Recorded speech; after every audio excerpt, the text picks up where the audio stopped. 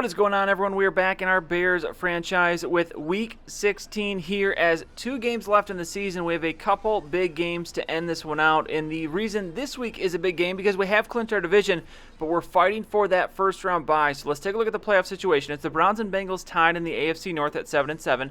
AFC South, it is the Jaguars and Texans tied at 8-6. And technically, the Colts are still there at 7-7 as well, so a 3-horse race in the AFC South. In the AFC East, it is the Patriots who have climbed back to tie for first with the Jets at 7-7. The Patriots were in last place earlier in the year, but they have made their way back as the Jets have faltered. And then the Chiefs and Chargers tied at 11-3. Chiefs winners of 7 in a row. Now, for some reason, it's saying they're both in the playoffs, and the Chargers, I think that means have clinched a first-round bye, but I don't think that's technically true because if they don't win the division, they don't get a first-round bye. So you can see still wide open the AFC, 2 games to go, and only 2 spots have been clinched for the playoffs. A lot of 7-7 teams. The Broncos still there, I think technically with a chance at 6-8, but that's pretty slim. Now on to the NFC. There we are. We long ago clinched the division. We are 11-3. Packers second at 6-8. They are out of the playoff picture, so this game for them meaningless beyond trying to ruin our season. NFC South, it is the Falcons, Buccaneers, and Panthers all still in it. Buccaneers 1 game behind the Falcons, and then the Panthers with an outside shot still, even though they did lose last week, which is going to hurt their chances. NFC East, the Cowboys long ago clinched this division. Giants and Eagles both 7-7. Still think both of those have an outside shot. Giants have lost 5 games in a row. What a humongous slide for them in the second half of the season. And in the NFC West, the Seahawks are 11-3. Falcons, winners of 10 in a row.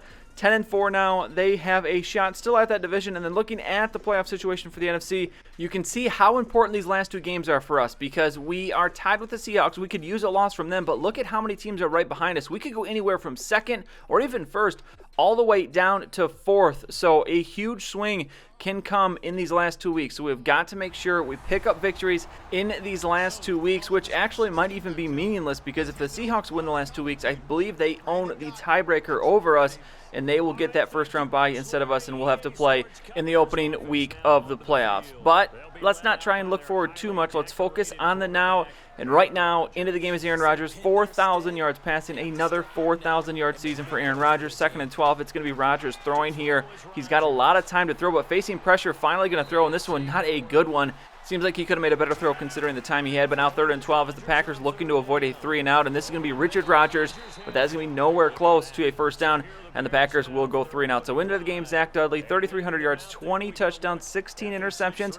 We finally win a game without an interception last week. Dudley played very, very well. Good to see him playing so well late in the season. Now 2nd and 7, it's going to be Melvin Gordon with the carry as he will get close to the first down, out to the 29, 6 yards for him there. As this sets up a 3rd and 1, it's going to be a pitch to Melvin Gordon. He's got the blocks on the outside, going to outrun the defender. He dives and misses, and now it is a foot race as the defender coming in, and what a pickup for Melvin Gordon. 50 yards now on 3 carries as he gets it down to the 29-yard line. Now 2nd and 13 from the 32. It's going to be Dudley throwing. This is going to be Miller with the reception as he will pick up about 9 on the reception, setting up a very manageable 3rd down here. 3rd and 5 as it's going to be Dudley throwing, looking across the middle to Alshon Jeffrey. Makes the catch. Actually, no. That one very dangerous. Easily could have been intercepted. That is going to fall incomplete, and we will pick up the first points on the day with a field goal. So 3-0 game. Here comes the Packers as this is going to be Richard Rodgers again dropping the pass. Aaron Rodgers, a rough start, 1 of 4 here in this first quarter, and another 3rd down here for the Packers. Rodgers with time to throw. He's going to throw deep, and this one is going to be intercepted by Kyle Fuller. Yet another humongous play from Fuller. He has been having himself quite the season. I believe that is his 7th interception on the year, and what a timely one that is on 3rd down. That creates a turnover. Now we get the ball back here, but 3rd and 2, we're looking to avoid a quick drive, and we cannot as that swing pass to Gordon does not work. He's dropped for a loss, and just like that, we give the ball right back to the Packers. So the interception kind of spoiled here as Rodgers with the throw is going to look for Devontae Adams, but he drops the ball. Some drop issues with the Packers receiver so far in this game. 3 of 8 now for Rodgers on 3rd and 7. Play action. He is finally going to find an open receiver. It's Richard Rodgers holding on to this one. Knocked out of bounds at the 35, and the Packers threatening now here late in the first quarter. I formation. It's going to be a play action to Eddie Lacy. Rodgers looking downfield. He's just going to dump it down, looking for Lacy, but a bad throw there. Very, very dangerous as that now sets up a 3rd and 13. 1:16 to go in the first quarter. It's going to be a handoff to Lacy, and this one is going to be nowhere close to the first down as the Packers maybe smartly going with the conservative play there as they will pick up the field goal. So it ties the game up here. Last half minute of the first quarter. Here is Dudley, and he is not going to find an open receiver. The pressure comes. Daniels steals in for the sack. So 3rd and 18 here as we start the second quarter. Dudley dropping back, and we're looking, and look at this. We have a receiver open downfield. It's Kevin White. He's going to make the catch, and look at this. Kevin White will win this foot race, and he gets the humongous 83-yard touchdown reception. I could not believe my eyes looking back at it. White beat his man right away. It took me a little bit to find him, but Dudley with the humongous arm able to rear back and get him downfield, as that is going to be a humongous pickup for us here as we take a 10-3 lead in the second quarter. 10 minutes to go. Still a lot of time in this game, but a huge momentum swing, I think, after that last big play. Now Rodgers looking on 3rd and 9. He's going to find Jordy Nelson, and he is going to pick this one up all the way across the 50 down to the 45-yard line. 2nd and 10, that's where we find the Packers here as it's Rodgers play action. The nice block from Lacey giving Rodgers time to go downfield, and this one is going to be intercepted. This time it's Tony Lippett as the two guys on the outside making the big plays on defense today, as Aaron Rodgers, a rare multi-interception game, and we're still in the first half here. So 2nd and 1 now. It's going to be Dudley throwing. He's going to find Kevin White, and look at Kevin White going once again. Looks like this is going to be a touchdown. Unfortunately, though, I'll get too close to the sideline. It triggers that tiptoe animation, which allows him to be caught.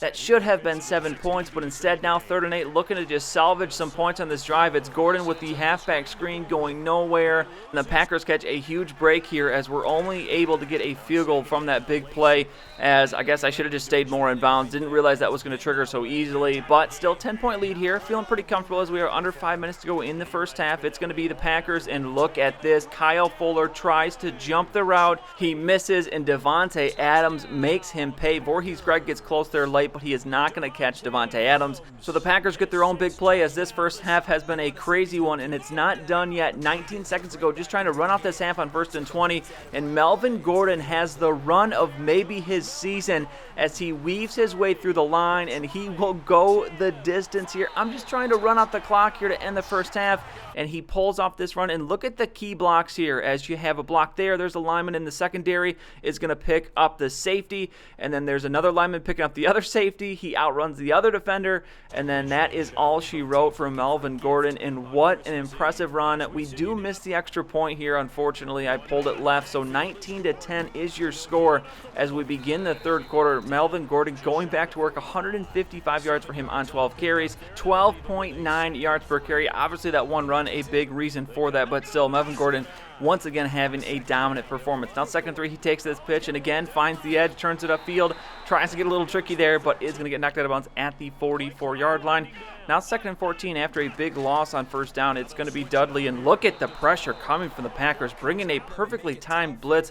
Dudley still having a good game, 12 of 15, very efficient so far. 3rd and 14 though, looking for the 1st down. He's going to find Miller, and he is just going to get enough to pick up that 1st down. Humongous throw from Dudley, even bigger catch from Miller, able to hold on to that one even with the hit he took there. But 3rd and 5, 3rd down again as Dudley looking for the 1st down. And again, we go to this little crossing route from Jeffrey, and once again, it doesn't work as we lose yards on that one. We have to kick the field goal.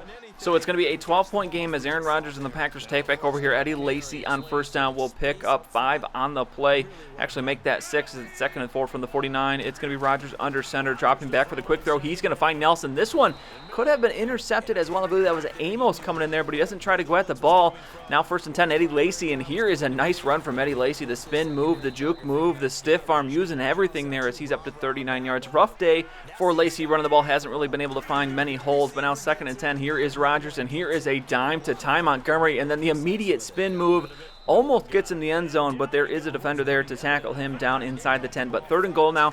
Big play here from the Packers. Big play for this defense. If we can get a stop here, it's going to be a pass, and wide open is Richard Rodgers, but he can't turn it upfield in time. He goes out of bounds, and the Packers have to kick the field goal, so it's back to a 9-point game here. 1st and 10. We're into the 4th quarter now.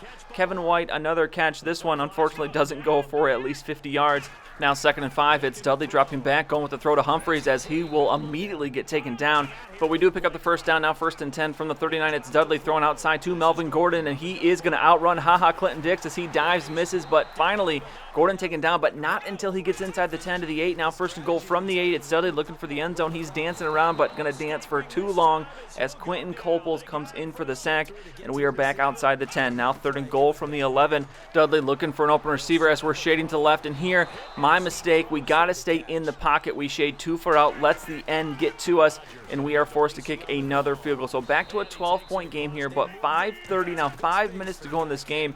Feeling pretty good still as we have a pretty good lead, but Jordy Nelson with the reception here on 2nd and 1 will get the Packers down to 29 as this defense in a bend not break mentality right now, as if we can just contain the Packers for a little while longer, as Devontae Adams will get it down to the 16, and this is what Aaron Rodgers does. He is a late game quarterback, very clutch, and we've got to make sure we continue to put pressure on him here. 1st and 10 now from the 16. It's Rodgers, empty backfield, quick throw. He's going to find Lacy, and there you go. Eddie Lacy finds the end zone, and just like that, this game very, very close. It is a 5-point game. We're at the 2-minute warning. If we can get a couple first downs, this game will be over. Melvin Gordon receiving here. Does not get enough for the first down, though, so 3rd and 1. We need this first down dearly. Melvin Gordon does the job, but moving ahead a couple plays, it's 3rd down again. Still a minute left to go. We're going for the first down here. It's Dudley throwing across the middle to Jeffrey, and he is just barely going to be stopped short, but we have the wind 11 miles per hour, so this 50-yard field goal is going to be up, and it is going to be good by Josh Lambo. That makes it an 8-point game, still just one possession. And never say never with Aaron Rodgers, but with just 16 seconds to go, this one is going to be tough. As 1st and 10, he's going to throw it, heave it downfield, but it's going to be intercepted. Kyle Fuller will bring this game to an end, his 2nd interception of the game, as we will hold on to win 28-20. So we have done our job in Week 16. We'll have to find out what happened with the other games around the league, but you can see 206 yards rushing, 3 takeaways. Most importantly, a 2nd game in a row with no giveaways from this Bears offense. So very, very good. You see the numbers here. Aaron Rodgers, 19 of 32 for 278, 2 touchdowns, but 3 picks for Aaron Rodgers. Very, very unlike him. 20 of 27 for Dudley, 255 yards, 1 touchdown, and most importantly, no interceptions. Running game, Melvin Gordon, what can you say? 22 carries for 202 yards and a touchdown. Eddie Lacy just 49 yards on 15 carries. Receiving, it is going to be Richard Rodgers with the most reception, but Kevin White, 4 for 157 and a TD. Devontae Adams, 3 for 82 and a touchdown. Richard Rodgers, 7 for 68. Nelson for 50. Lacy for 43. Zach Miller is the next one for us at 3 for 33. Melvin Gordon, 5 for 32. And then way down here at the bottom of the list, Alshon Jeffrey, 3 receptions, just 7 yards, as the Packers did a really good job of shutting him down. On defense, it is Danny Trevathan leading us with 9 tackles, Amos with 8. Tackles for loss, it's Leonard Floyd with 2. Sacks, it's going to be a lot of Packers, but just 2 Bears, and it's half sacks for McPhee and Salisbury. The Packers did a good job of protecting Rodgers in this game. And then the interceptions, that's 2 for Fuller and 1 for Tony Lippett. Now, MVP of this week, you could have given it to a couple different guys, but ultimately, I'm going to give it to the guy that eclipsed 200 yards, and actually 230 total yards, as he had 32 yards receiving as well. But Melvin Gordon, what another big game from him. Humongous reason for us winning this game, so I'm giving him MVP of Week 16. If you disagree, let me know in the comments down below who you feel was MVP this week. But we move on now. Week 17, we are 12-3 on the season. I cannot believe we have won 12 games. Incredibly way outperforming my expectations for this team, but we are here. We have one more game, one more win. Hopefully will give us that first round bye. We will take a look at the standings before the final game in the next episode. We'll see if the Seahawks lost. Let's keep our fingers crossed that they did. We'll find out before that game. We'll see what else happened around the league, and then we will play that final game against the Ravens. 5-9-1 of the season, a down year for them, so hopefully will be an easy win, as we really, really need that win in the final week. So you'll see that one next time. That's it for this one, though. If you enjoyed it, please go and give it a like. I'd really appreciate it, and subscribe to see any future videos that I make. As always, thank you for watching, and I'll see you next time.